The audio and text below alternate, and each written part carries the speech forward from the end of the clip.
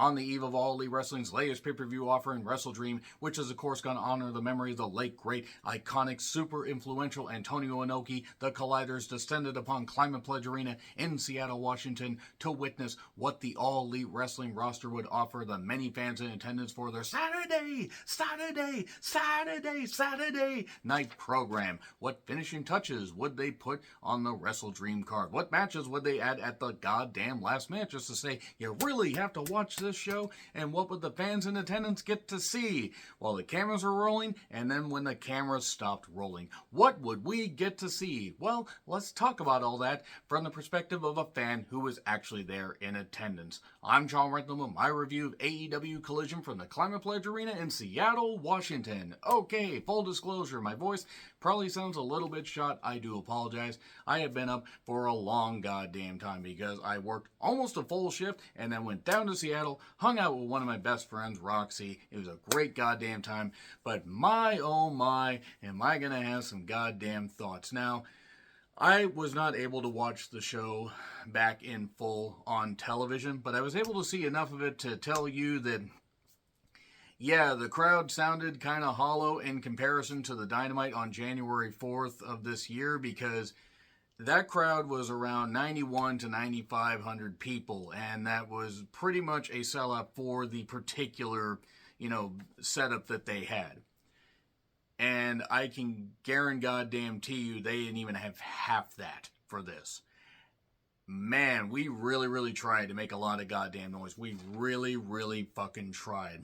And there were moments in the arena that sounded kind of loud, but I could tell it sounded hollow, the crowd looked small, and it felt small. We did our best, but we can only do so goddamn much. And this was, yes, there were some factors. The Mariners were playing a game. The Huskies were playing. There was an all-night gas station open. A whole bunch of stuff. Yeah, there were a whole bunch of factors. Also, the fact it's fucking Seattle. They're running back-to-back shows. And AEW, as far as a live event business, isn't nearly as hot as it used to be. And even though their first ever show, the Dynamite on January 4th, the first ever one, rather, in Seattle, it was a big goddamn deal. There wasn't a lot to hook us here. You have all the stuff that's going on, like, backstage and all that, and just, we don't know who we're going to see. And I'll tell you this, as far as being there in attendance, it was cool to see the dark matches and the Ring of Honor tapings and stuff like that, but boy, they got to format their goddamn, tapings better. They really have to shore these things up. I'll tell you, before I get into my thoughts on Collision, the Ring of Honor tapings that took place after the show took 2 goddamn hours. 2 hours. I'm all for people getting work, and I'll talk about how, the crowd reacted as time goes on, but Jesus fucking Christ. 2 hours of Ring of Honor tapings. It was great to be there in attendance with one of my good friends. Roxy's awesome. I hope she's doing well. It was great. We attended the Dynamite. We were looking forward to this. It was going to be a lot of fun. I will be at Wrestle Dream, by the way, so that review will be up way later. I'm very excited to be there for that. And WrestleTix, a few hours before the show, I think they said there were 4,100 tickets sold, and I would be very surprised if the number was more than 4,500. I would be very fucking surprised. Because the entire part where the camera is shooting out from, the upper deck was all curtained off. That part was totally empty, sans a few people in the very front seats. It was very hollow, and it was very depressing to see.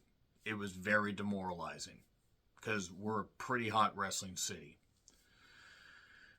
The dark matches, EJ Nduka, who got a very big reaction. He healed up nice. He took on John Cruz. And EJ, he looks great. I'm very happy that he's getting a chance to showcase his stuff, because he's very good. He won easily.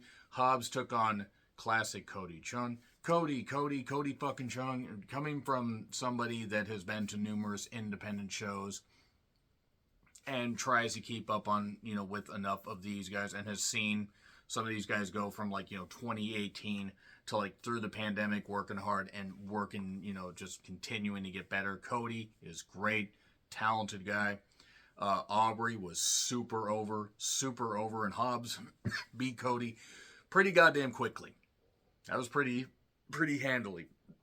I will say Dasha is fucking gorgeous in person. Good grief. She did a good job trying to keep the people up. Tony Khan then tries to say, oh, I love Seattle, all this stuff, and he tried to hype us up before the show, and then when, the Ring of Honor tapings were starting, and Tony needs to not speak in front of the people, because I know that he's trying to do good, and he's obviously a wrestling fan. He wants to do good by the fans. Public speaking is not something that he is good at all. Not at all. It was sad. It was real sad to see. So you're not going to get a ton of match analysis for every single match, but I will tell you how the crowd reacted to the particular people. And also because a lot of this shit's in my head, and I watch a lot of goddamn wrestling. There's still a lot more wrestling to watch. Juice Robinson coming out with the guns.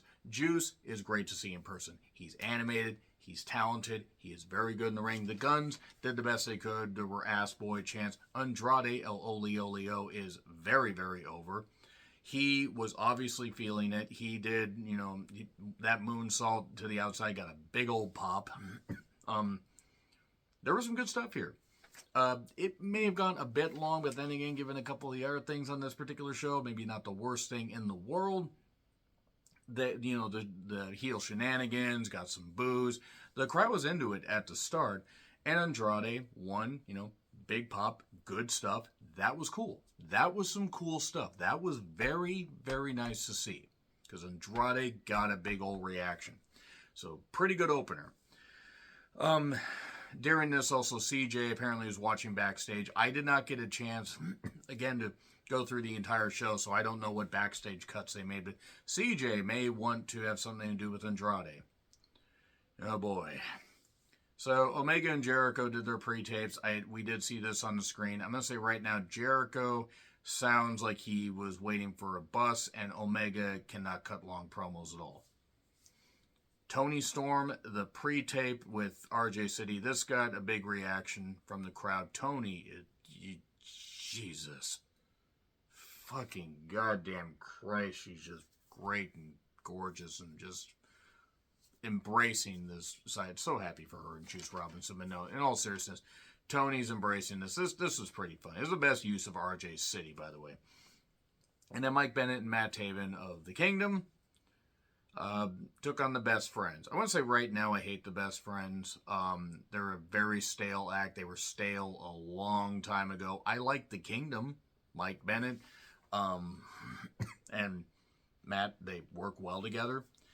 I would argue this went a bit long. You've got to give the people what they want. But Kevin Kelly did say, one funny line I was able to see on the playback. He punched him in the wiener. And I don't know why that made me laugh. Just the way Kevin Kelly has a way with words. I did like how the Kingdom, after the wiener punch, won with the Arn and Tully special despite pile driver up the top. That was good. That was some good stuff. So, the Kingdom won. It was a good win for them. It's just, it's against the Best fucking Friends who don't really mean shit.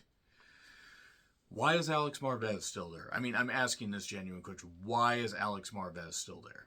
Dear fucking God, he should not be there anymore. He can't, he adds nothing. He adds absolutely nothing to the goddamn program.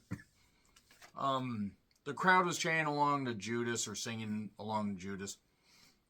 I put a video on my social media because I'm sick of Judas. I'm sick of Jericho. And, I mean, enough of the crowd was into it, but it was, just, Kenny Omega was over.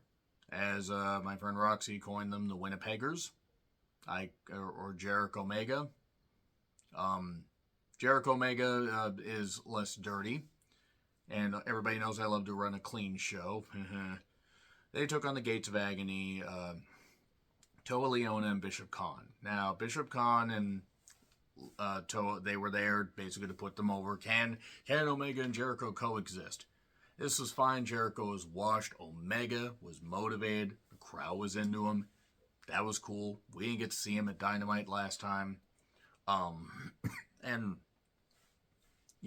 Jericho Jericho won. Jericho and Omega won, that is. And they cut respective promos afterwards, so they're going to take out the Don Callis family. They kind of repeated what each other said. That was what it was. The crowd was sort of into it. But again, Omega was pretty over. It was probably going to be one of the, besides the pay-per-view, this might be the last time he's in Seattle because he's probably going to hang it up in the ring pretty soon. It was alright. Nothing grand, but nothing bad. And then the Righteous beat Judas Icarus, or Kid, well, I kept calling him Kid Icarus. It's like Icarus, he was part of some independent shows. There was actually a point where he did a dive and landed with a thud in a dance hall area. That the venue was, that's what the venue was. It was like a concert, hall, and ouch, felt it in our feet. It was Icarus and Travis Williams. Travis Williams, who cut his golden locks. He used to be the golden boy with the golden hair. It was a squash. I do not get the Righteous. The Righteous cut a promo, and I gotta be perfectly honest. Even though I could sort of hear some of it, I went to the bathroom because I didn't give a shit. That is nothing against the people themselves. I will say they need to get Dutch better gear because that is ill-fitted gear. JR got a pop coming out for the main event. Starks, his intro is cool. He just healing it up. Big Bill, he's big. I'll say that much. That's about all he's good for. Aussie Open, they actually got a good reaction. FTR got a pretty good reaction. Danielson, we tried to give Danielson the best reaction we could, but the crowd was half of what it was when he, when he showed up at the Dynamite, on January 4th. Wheeler Yuta was also there. They should have had Yuta and Cash team up. Wheeler on Wheeler action. Wheeler to Wheeler. It's like Meet the Weedles. Meet the Deedles. That's what the name of the movie was. That's an old school reference. I think I was in my teens still when that movie came out.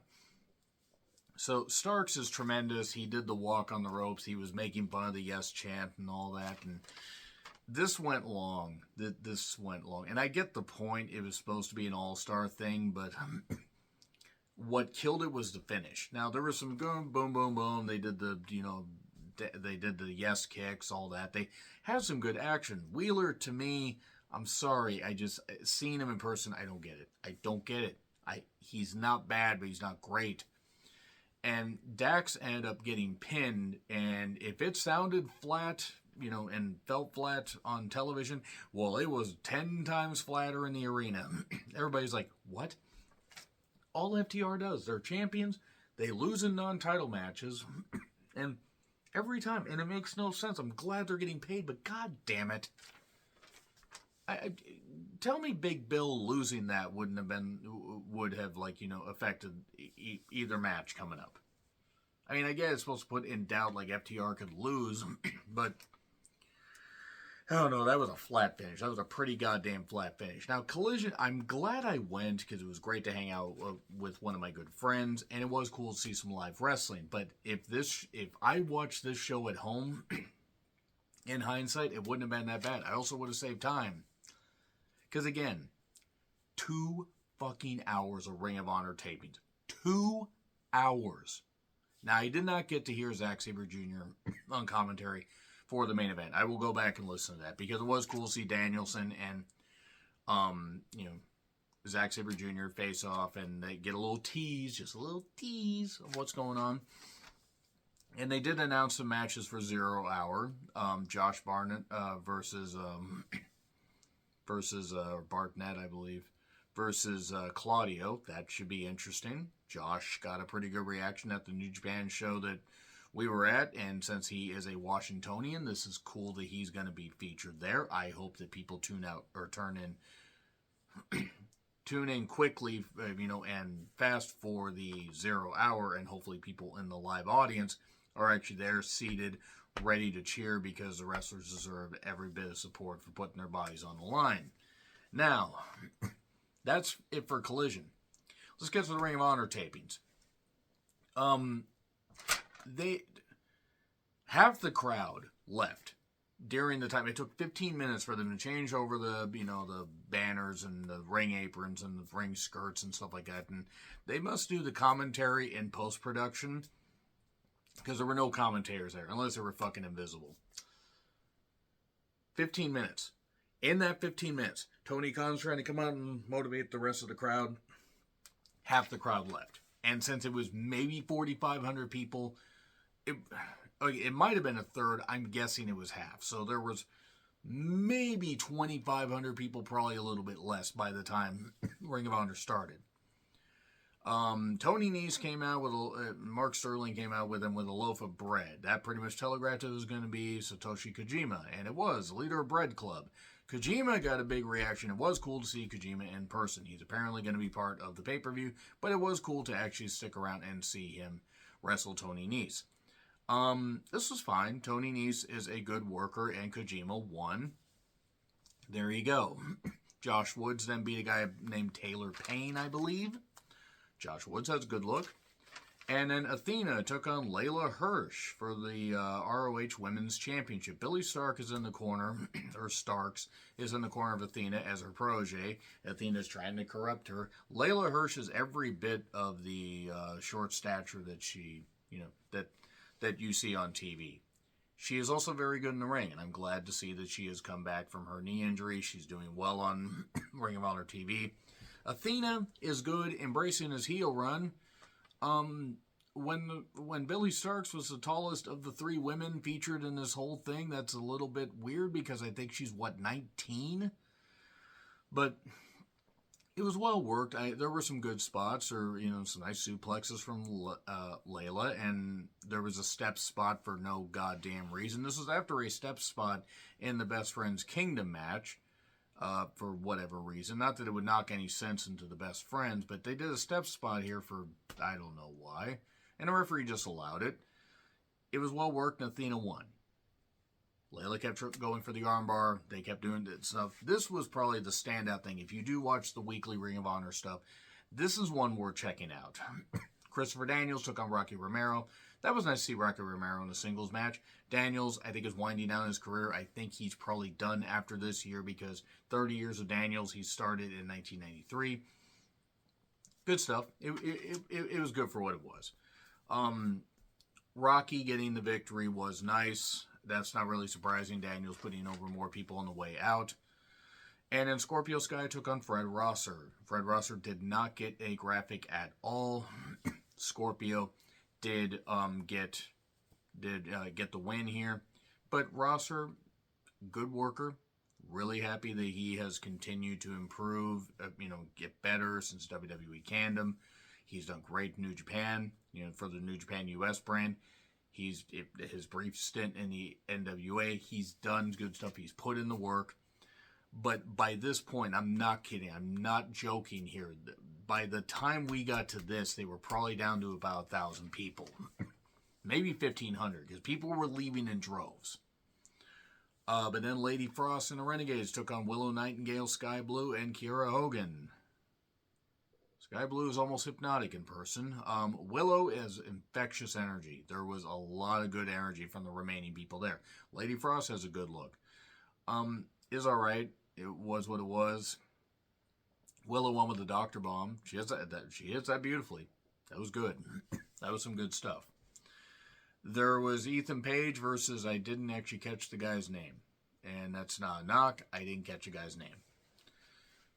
Ethan won. And then TMDK members Shane Haste and Mikey Nichols took on the Infantry, which is Captain Shawneen and Charlie Bravo. Charlie Bravo, I think, is all right. Was what it was. Shane Haste forgot his cool hat, so points off for that. TMDK got the victory. Big shock. And Lee Johnson took on Darius Martin. Match is all right for what it was. I believe Darius won. I actually was starting to zone out at this point, so I apologize. Billy Starks took on Trish Adora, who's also a member of the Infantry. I don't keep up on Weekly Ring of Honor, so forgive me. Billy Starks is improving, and I look forward to seeing what she does in the future. And then the Workhorsemen, J.D. Drake and Anthony Henry, taking on the Iron Savages with their screeching manager who was screaming to all of 500 fucking people by this point. I'm not kidding. There were 500 people. There were some people in the front row. There were a few pockets of people. There were people falling asleep.